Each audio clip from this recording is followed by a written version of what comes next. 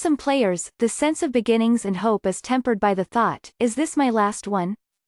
Players from all over the world are now deep into the daily work that defines Major League spring training camps in Arizona and Florida. Most, undoubtedly, are still filled with that unexplainable feeling that captures baseball's spring fever. It is in the air, in the humidity and, over time, in your bones. Your own internal barometer is telling you it's time to play ball. But the knowledge that baseball season will start again is not free of trepidation. Pros, especially veterans, are aware that no matter how they may push science, they will inevitably be defeated by the battle of attrition that erodes skill sets and, ultimately, their value to a team. This does not happen immediately, for the early years are filled with optimism and confidence. We all are one pitch, one bloop single away from making the team. But at every spring training, players are quietly wondering if this is it, the last time they will be putting on the uniform as a professional. Beyond the shortfall of talent that may prematurely push them out of the game while still young, a few in this category are genuinely exhausted from the grind of the road, the off-season surgeries, the missed birthday parties, the flowers they had to send in their place to the funeral of a friend. But many have been sliding into home for a long time, the last 90 feet telling them that it is the only destination, a final career resting place where they both score and expire. My own slide into home started when I was running to first base, in Texas in 2003. I felt a pop, my strides became irregular, and I was helped off the field in my first major league trip to the injured list as a 32-year-old veteran outfielder. Speed was my game, so this was a bigger deal than when, for instance, the Seattle Mariners star hitter Edgar Martinez, now a newly minted Hall of Famer, popped a hamstring. In my case, my resulting torn hamstring tendon compromised all aspects of my game as a base-stealing, contact-hitting defender. I would come back after surgery, close to new. But to perform as if I knew required hours of pre-game rituals, bearable when I was still a starter, less so when my job was to pinch hit off a nasty closer or spot start against an ace. By the season after surgery, I knew I would not be able to match my National League leading 678 at-bats in 1998. My body could not take it, even with the training and pre-game routine.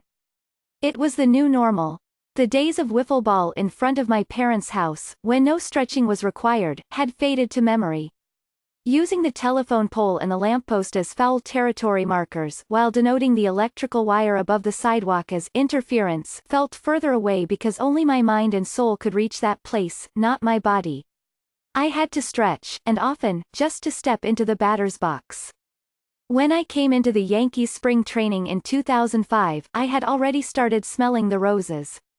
Getting autographs from opponents, taking pictures with teammates, collecting archives and old newspaper clippings were now as much a part of my routine as getting ultrasounds on my hamstring. I had to start thinking about the children I didn't have, the memories that would someday be jarred to life by a memento. It was the first time I understood what it meant to simultaneously be present and watch a personal future dim, while collecting what had been. Sean Dunston, my Chicago Cubs teammate and mentor, once said to me, "Never give the uniform back. Let them rip it off your body." He was noting the unavoidable endpoint to playing this game as a professional. Yet to hand the uniform in creates a sense of control that you rarely experience in your career. In retrospect, I found that the uniform does not get metaphorically ripped off your body, but slowly falls off, year by year, stitch by stitch, unraveling to reveal the indiscriminate work of time. All players know the phone call asking for their services will stop ringing one day, but the birds of spring will never stop calling. The ghosts of our career in this love affair will stay with us as glimpses. The walk-off home run, the first hit, the tears in our eyes when playing after the September 11th attacks. Right now, the players are focused on the work at hand, and until that first cut, they all know they have the same opportunity as every player in camp, to make the team, make history, and for those at the end of their careers, buy time. Yet at best, it is a mortgage, divinely owned and borrowed.